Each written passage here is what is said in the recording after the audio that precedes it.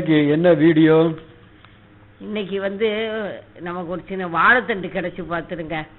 ஒரு சின்ன தண்டு நல்ல பிஞ்சு தண்டாட்டு எல்லாம் தண்டா கிடைச்சி, அதை வச்சு நம்ம இப்போ இன்னைக்கு வாழைத்தண்டு அதை போட்டு ஒரு மோர் கூட்டு செய்யலான்னு இருக்கேன். அதுக்கு என்னெல்லாம் தேவை? அதுக்கு இப்போ நம்ம ஒரு ஸ்பூன் கடலைப்பருப்பு,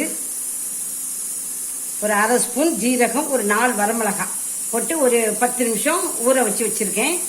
இப்போ நம்ம அதை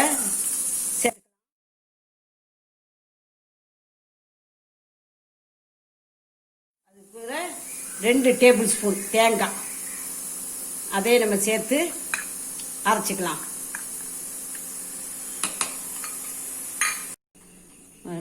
அரைச்சிட்டு வந்திருக்கேன்.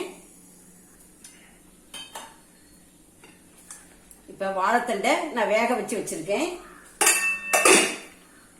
இப்போ நம்ம இதை அரைச்சி வச்சிருக்கிற இந்த மசாலாவை போட்டுடலாம்.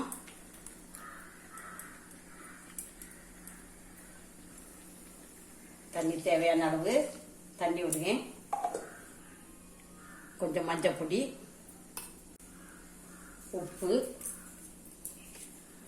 கொஞ்சம் காயப்பொடி,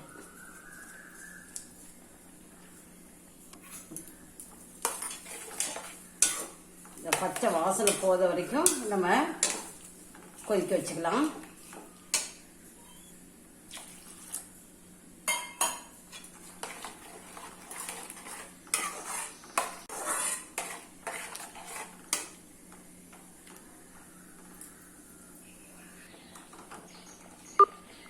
இப்போ நல்லா கொதிக்க ஆரம்பிச்சிருச்சு.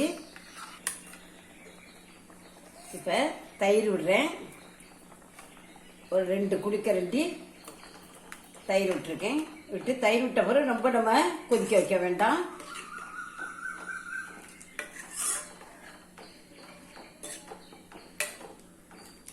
நான் ஸ்டவ் ஆஃப் பண்ணிட்டேன். இப்போ நம்ம இதை தாளிச்சு விட்டுடலாம்.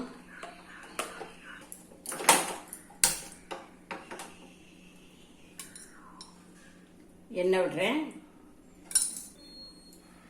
கொஞ்சம் வெந்தயம், ஜீரகம், கொஞ்சம்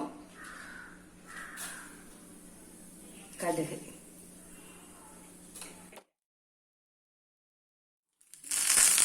இப்போ வரமிளகாவும் கருவேப்பிலையும் போட்டிருக்கேன். இப்போ இதை நம்ம தாளிச்சதை குழம்புல விட்டுக்கலாம்.